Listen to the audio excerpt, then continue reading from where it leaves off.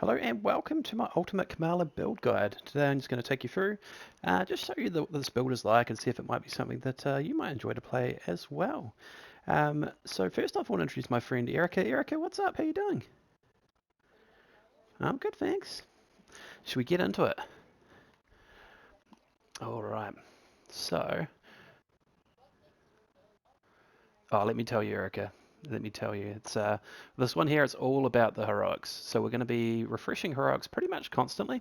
So the great thing about this equipment is that it's going to keep giving us the heroic charge rate, which is going to in turn pretty much just let us spam our heroics, which is really great. But there's a few special things with this build that I want to go through. So let me just have a quick look here.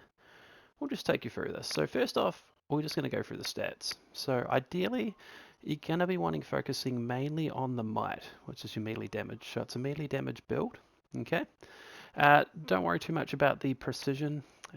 Proficiency is another stat that we're going to be going for. So this one's very much based on the hope that you'll be getting some critical hits. And from that, some of those perks will activate. So you're definitely going to want some proficiency there as well. So as you can see there, proficiency 155, might 302. Okay. The other big stat that we're going after is Valor. Obviously, Valor very important when it comes to heroics, and also those critical damage numbers as well. So definitely want to be getting that Valor, and then if you can, a little bit of Resolve and Resilience is always good as well. Wouldn't be too worried about intensity at this point in time. Good thing with Kamala is obviously her L1 ability to res herself and her teammates means that you don't have to focus too heavily on the defense side of things here. So let's have a look at some of these gear pieces. So most of these gear pieces I've actually chosen are actually ones that you're going to find are relatively easy to find if you're just grinding regular maps. There's a few extra places that you can sort of pick up these pieces. So if you want to know where they are, just send me a message, just let me know. The first one is the Faultless Spark Bands. So Faultless Spark Bands are a great piece. So what it means is every time we get a critical hit, there is a 20.8% chance that we might get a heroic charge burst, refueling our heroics. So very, very important there. So that's kind of the key piece for what we're looking at here. Now you want, obviously, like we talked about, Might and Valor are the two crucial stats, ideally, if you can get those. So this one here, it took a little bit of grinding, but we got there just to get the stats we want. But you'll find this piece, throughout most of the maps and treasure chests that you're opening, you'll be able to find this piece relatively easily. We've got the 22.5% increased critical tap damage on polymorph attacks. That's going to come in handy for what we're going to be talking about later. If you can get that, or you can get the critical attack chance up during polymorph attacks, it's another good one to have as well if you can get that piece. So that's what we're looking at there. The next piece, not too much of concern here. Really, any piece that you can get that's going to have Valor, Might, and Proficiency, ideally, is really what we're looking at here. If you can get something like Target Empowerment Amulets with good stats, that's definitely a good way to go too. And we'll talk about that in another video as well. But for the moment, it's really just about those stats, Valor, Might, and Proficiency, and the higher the better, really. The armor piece that we've got here, so Reactive Buff Vest, I really love. So this just means that if you're going to be taking any damage at any time, there's a chance that you're going to get that damage buff to get your damage increase up there as well. So that's always good there. So we've got Might, Proficiency, and Valor on that one. Those stats, once again, that we're looking for. If you can get a Reactive Protection Vest, another good piece to have, so that if you're taking damage, you're going to get that nice defense buff as well. So that's always good too. The last piece that we've got here is really just looking for the perks that you want. I really like the successfully land 16 attacks in rapid succession without taking any damage to grant the heroic charge burst. That's really good because once again that's going to be helping us spam the heroic charge rate, getting that ready for all those heroics you're going to be spamming. So really good there, but once again just the stats you got here, Might, Proficiency, and Valor is what we're going for there. And if you can get this one here with the damage buff perk as well for defeating enemies, even better. That's great. It's going to give us that extra damage buff.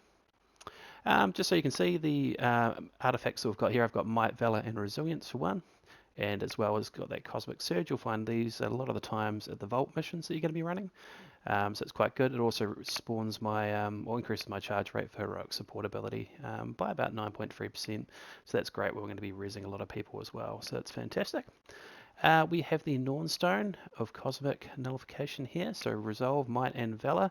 Once again, we just got that pretty much for the stats there, so that's the main thing there. And then we're going to be using the Sacred Nornstone of Lethal Will. How does that sound, Erica? Does that sound pretty cool? Is that a pretty cool stone that we're going to be using?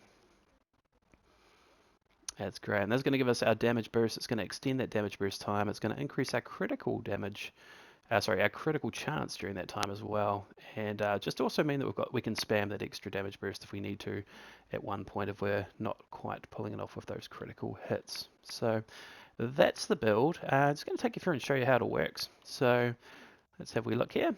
So as you can see, at the moment, not a lot of heroics there. So we're just going to use our polymorph attacks. And we're going to be trying to see all these crit hits. As you can see there already, we've got the heroic charge burst, so that's already giving us that burst. Now we can go big. And you should be able to pretty much maintain this. It should be virtually unlimited.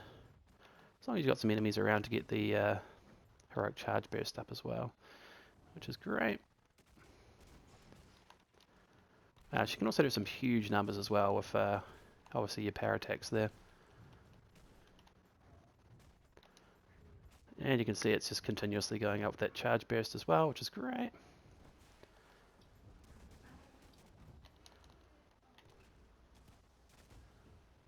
There we go. So as you can see, we've just finished going in Bingage, but it's back already.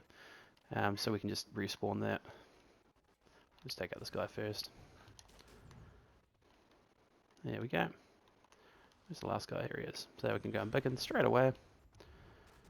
And yeah, especially important as well, obviously, if you're going to be rocking that defense role, whether it's the raid or the Omega threat, having the extra L1 ability, so if that keeps refreshing, is crucial. So you're going to continue to be able to respawn that if teammates are going down constantly. It's good to have that ability there just to help them out. There we go, and armory complete. So that's the build. If you do have any questions, please just let me know. But yeah, great build to have.